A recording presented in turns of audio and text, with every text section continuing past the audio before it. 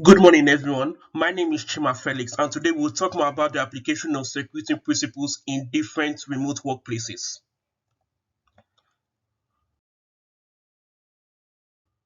These are the objectives of this presentation, which are description of a security failure, description of 8 different security failures associated with the CIA triad and security design principles, security design principles that have been violated in the different security failures, the recommendation of security design principles needed for remote workers, and then we have the references. Now, before we begin, we must first briefly discuss what a security failure is.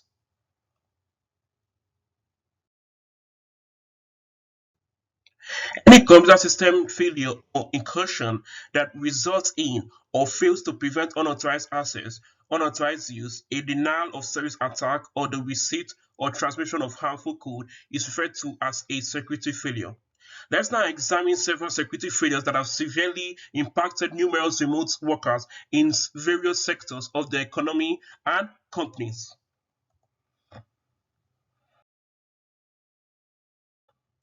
According to Reynolds, phishing is still a constant and widespread threat, and all it takes is for one person to click something they shouldn't for something to happen. When employees rely more on email, the risk is increased when they are working remotely, since they are less likely to recognize a well-designed phishing email attack that poses a real business request. An example of this attack, which was a security failure, was when the American healthcare provider Care experienced a phishing attempt in December 2020 that followed an unauthorized computer intrusion that targeted 2 employees, according to the Daily Swing. The personal information of approximately 100,000 senior patients, including names, birth dates, financial and bank information, social security numbers, driver's license numbers, and insurance information, was exposed as a result of the attacker gaining access to the employee's email accounts. Until Care was able to properly limit the data breach, the attacker retained illegal access for a full week. In saying this can lead to an attack on the organization's integrity and confidentiality principles. For as we saw above, phishing attacks like these challenge and violate the principles and concept of confidentiality and integrity by allowing unauthorized parties to access private and sensitive material as well as edit or modify it. And this will also cause the authenticity and reliability of the organization or user's data to be altered. Furthermore, we can also say that the usability principle and the principle of the least common mechanism are violated in this security breach. Due to being locked out of or unable to use the resources made accessible to them, users are less able to utilize the various services and utilities when a security breach or failure brought on by a phishing attack occurs like this. Unauthorized users can also access sensitive, private, and secret information through this security vulnerability, which can also result in a violation of the least common mechanism principle. However, the design principles I would like to endorse for remote workers to help mitigate and stop these kinds of security failures, that is the phishing attacks, are network security, monitoring, least privilege, and minimizing trust surface, that is zero trust, since they ensure that unauthorized personnel or parties are barred from accessing sensitive and private data belonging to a user, a person, or an organization. It also enables enterprises to monitor any behavior that can jeopardize security and stop them from seriously harming the network and its components, and also limit each user's access to what is necessary for them to perform their task.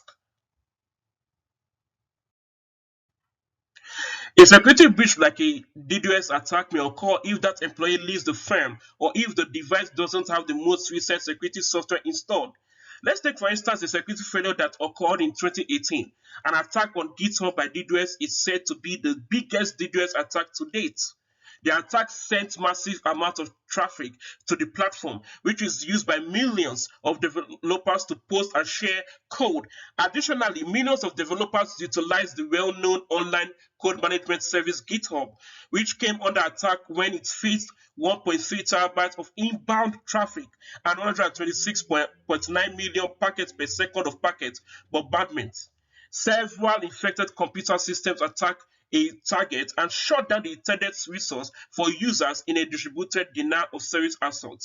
Many network resources, including the servers and websites, may be targeted also.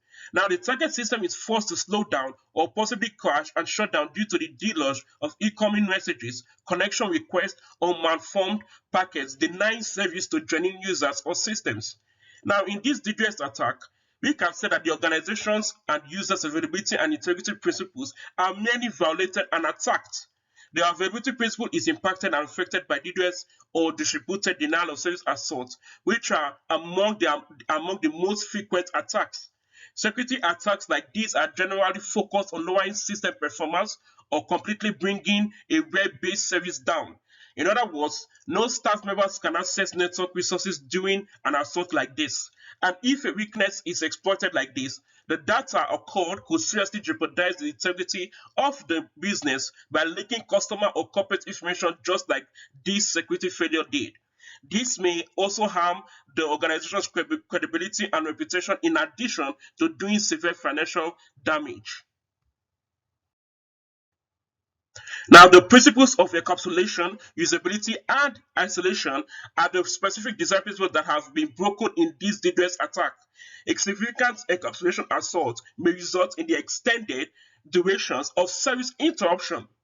Hackers can temporarily shut down its website or service, or even take over the service and keep it hostage until they are paid a ransom.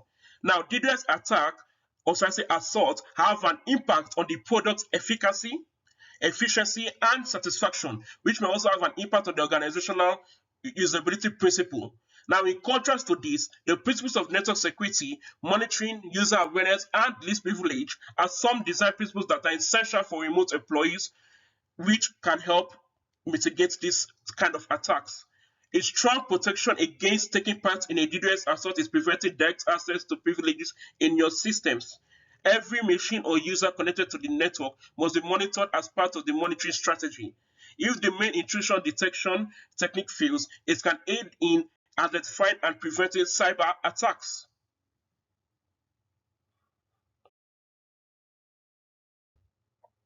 The recent rise in ransomware was also influenced by the COVID-19 pandemic. Gaps in firm cyber defenses emerged when they quickly shifted to remote work.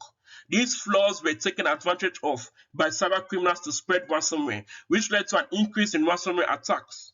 Compared to the first half of 2020, ransomware attacks climbed by 50% in the third quarter. Consider the security failure incident that took place in March of the year 2021, when a ransomware attack software program targeted a big insurance company. On March 21, 2021, a hacker group attacked CCNA's network, equipping 15,000 devices, many of which were computers used by employees who worked remotely. The attack, which allegedly originated from the hacking collective evil group, uses a brand new malware program named Phoenix Crypto Locker. In this ransomware attack, the confidentiality, integrity, and availability principles were compromised and affected. That's because data exfiltration often occurs in conjunction with ransomware attacks. The company's reputation suffered greatly as a result of the data's exposure, which also prevented users from accessing their data and services. And it's possible that they eventually lost out also to other businesses in terms of important revenue streams due to sensitive data of the employees being tampered with and altered. In saying this, the design principles which the ransomware attack has violated are the principles of usability and encapsulation.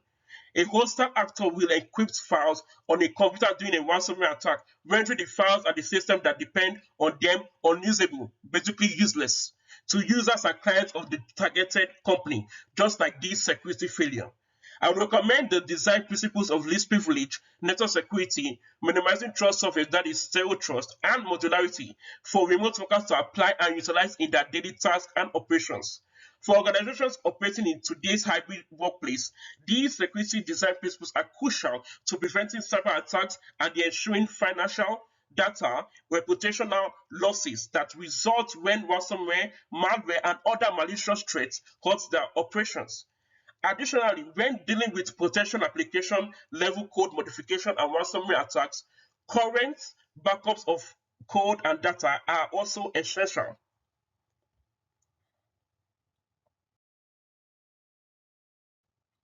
Now, the main targets of MITM attacks, that is man in the middle attacks, are online banking and e-commerce sites, since they demand safe authentication using a public key and a private key, which makes it possible for attackers to steal login credentials and other private information. Data interception and decryption, a two-step procedure, are typically used to carry out these attacks. Now, an example of this attack was when one of the biggest credit reporting companies, that is Equifax, experienced a significant data breach that led to a security failure in the year 2017 that exposed the financial data of around 150 million Americans. Because Equifax neglected to patch a new, like a known and new vulnerability, this hack occurred. In addition to this compromise, it was found that the firm's mobile phone apps weren't always using HTTPS, giving hackers access to users' personal information as they access their accounts. Now, in this security failure, the principles of confidentiality and integrity are mainly violated and affected. MRTM attacks in general compromise the confidentiality and integrity of communications, putting data, devices, and other objects at risk of being used for hostile purposes. As we have seen in the above security failure, a MITM attack aims to gather personal information, banking information, or passwords from the victim while also persuading them to take certain actions, such as updating their login information, finishing a transaction, or starting a money transfer. And this could undermine the confidentiality principle also.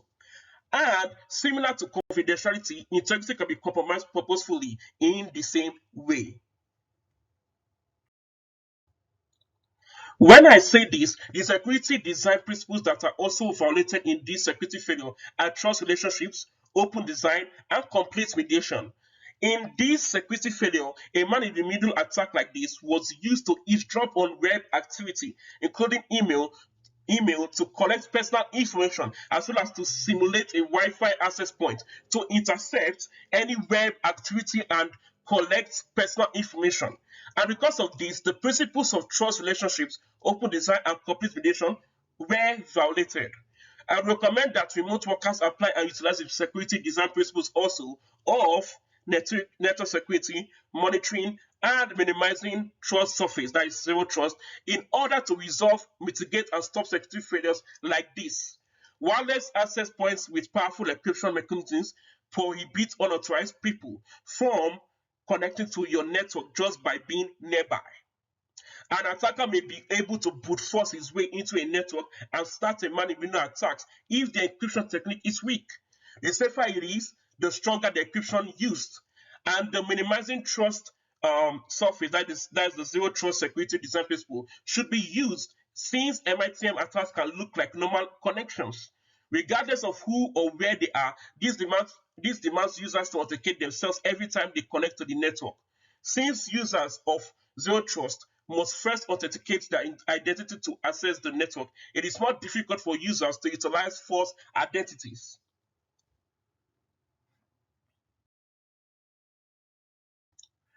Phishing emails typically look to be from a well-known, widely used organization or website like Google or PayPal.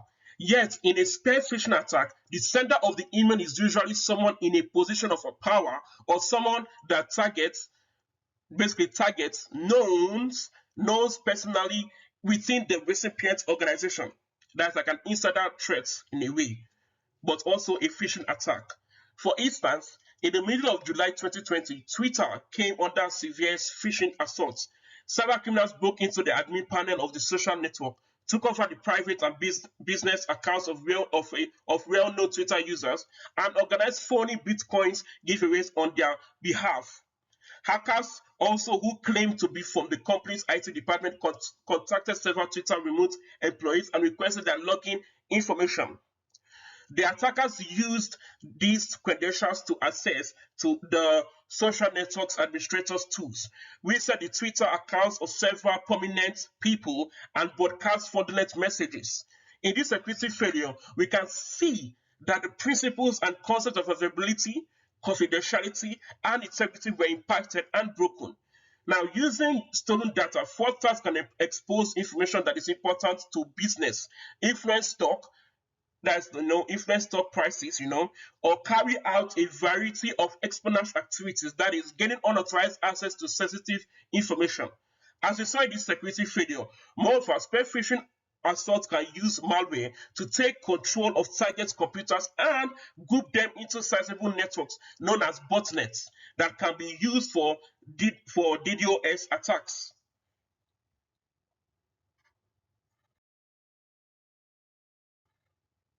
Furthermore, the security design principles and concept of the least common mechanism, usability, and trust relationship were breached because the spear phishing attempt targeted a particular company and a specific group of employees and users remotely and sought to gather, and gain unauthorized access to sensitive data. That is, the attackers gathered data on possible targets, including their social and professional connections, as well as other personal identifiable information online and or via social networks and other social media sources, which also defy the principle of trust relationships because the links and connections were also broken in this process.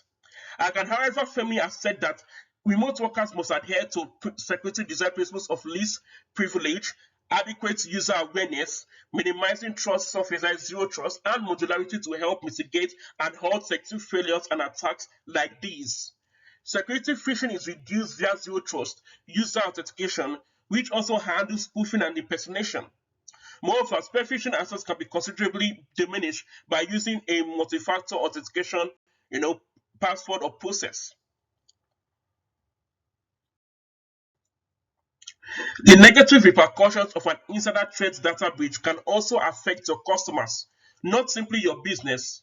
An example of a security failure caused by this kind of attack was when cyber criminals utilized a login information of two Marriott workers in January 2020 to gain access to an application that the business uses for its guest services.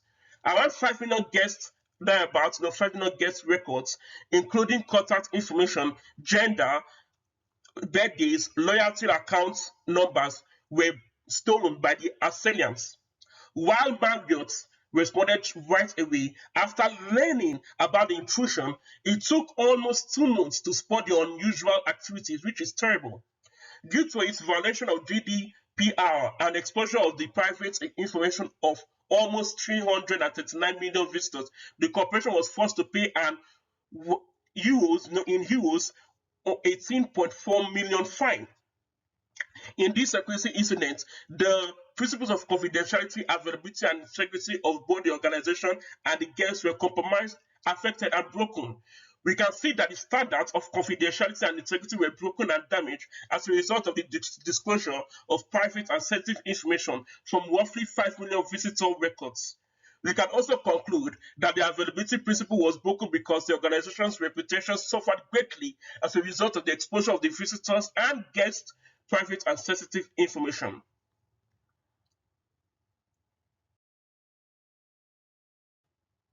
Furthermore, the design principles that can be considered violated in the security failures are the design principles of least common mechanism, complete mediation, and isolation.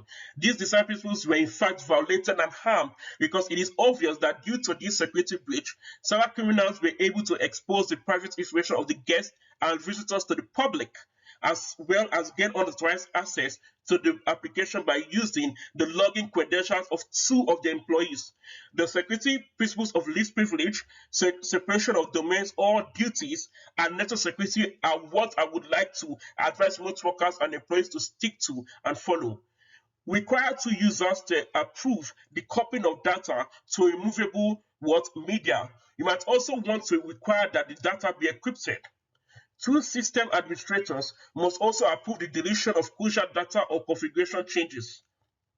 Implement role-based access restrictions, set up group policy, and make sure administrators have separate, distinct accounts for their administrative and non-administrative operations. This will stop employees from accessing data or services that are not necessary for their duties. Moreover, being before granting new workers and contractors access to any computer system, it's crucial to train them in security awareness. As they are hidden from typical security solutions like firewalls and intrusion detection systems, which concentrate on external threats, internal threats might be more difficult to detect or avoid than outside attacks. Now, even at major corporations like Uber and Google, departing and ex-employees are among the most common insider threats and risk. For instance, Anthony Lewandowski, a former Google employee, transferred thousands of corporate data onto his personal laptop in 2016. This data connected to Google's early self-driving car program that's called Project Chauffeur and would have given him a leg up in his new employment at Uber. Lewandowski acknowledged that his crime may have cost Google up to $1.5 million when Google sued him. He also acknowledged being aware that the project's reform-related non-public information was confidential and sensitive. Lewandowski did, however, acknowledge that he downloaded thousands of project chauffeur files onto his personal laptop in 2019 as he was getting ready to depart Google. Also, he acknowledged getting a variety of files from a work Google Drive storage. In this security failure, the organization's principle of confidentiality, integrity, and availability were all compromised and disregarded. The security breach that demonstrates unequivocally that a former employee stole private and confidential information from the business organization, costing Google around $1.5 million. That's a crazy amount of money. We can infer from this that the organization's policies on confidentiality, integrity, and availability of corporate data at Google were broken. In this security failure breach, we can also say that the design principles of complete mediation, least privilege, and encapsulation were all violated and breached. Because the former employee was able to gain easy access to the company's private and sensitive data without authorization, which cost the business a lot of money, as well as with authenticated access, the insider exploits might not be discovered until the material was being, or should I say, has been deleted.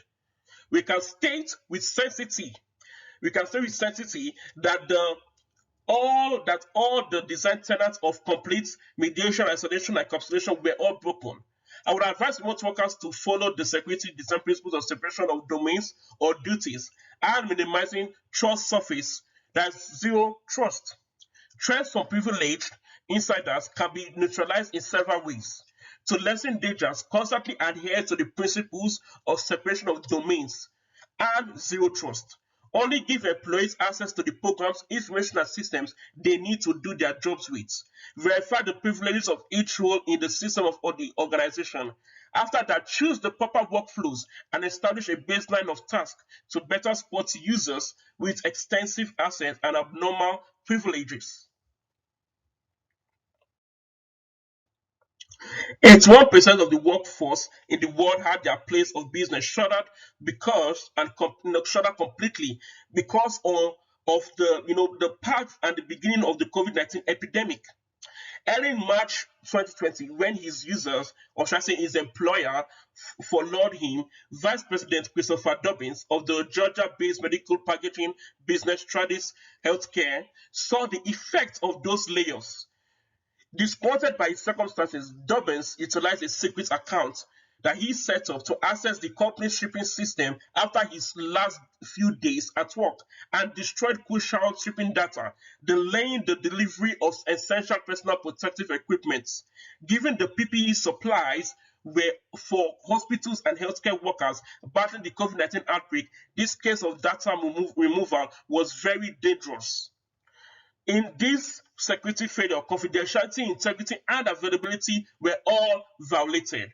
It is made clear in this security breach that the former employee used a secret account he set up to access the company's shipping system after his last few days of employment, which resulted in unauthorized access to the system and destruction of private and sensitive data shipping data information. Also, it also damaged the organization's reputation by delaying the delivery of the PPE supplies for hospitals and healthcare facilities. In conclusion, the organization's guiding principles of confidentiality, integrity, and availability were severely impacted by this security breach. In this security failure, we may say that the design principle of isolation, complete mediation, and the least common mechanism were all broken and damaged because the attacker, a former employee, was able to get unauthorized access to the shipping system and delete critical, sensitive, and private shipping information while also damaging the reputation of the shipping firm. We can argue that all these design principles were truly compromised. The security design principles of least privilege, separation of domains, user awareness, and zero trust, however, should be adhered to and followed by all remote workers. Policies and processes regarding privileges should be implemented by businesses, particularly when it comes to onboarding and offboarding. For instance, if an employee quits the organization, make sure they didn't create any new admin accounts and quickly revoke their access credentials. Also, make it a rule to access an employee's privileges after a role change. Finally, stress to start the value of policies and procedures. Finally, it is crucial for remote workers to adhere to and follow the security design principles of least privilege, strong password policy, separation of domains or duties, minimizing trust surface, that is zero trust, encapsulation, usability, modularity, and fail-safe default or fail-safe secure, in addition to other recommendations given previously to help them be protected and prevent each security failure every single moment. All users and devices must check their authorization before entering the company environment to ensure that the principle of zero trust is being adhered to. Businesses must give staff members specific tools for remote work. The corporate IT team should be in charge of managing those devices to make sure that they are regularly updated and do not have any extraneous software or data that could be security concern. And this follows the above security design principles. Furthermore, employees should also be subject to strong access controls, such as multi-factor authentication, when accessing company resources remotely. To ease access, it may be tempting to open up services like file servers to anyone, but doing so poses a huge and a great serious security risk. Last but not the least, remember that data encryption is always a best practice from a security perspective.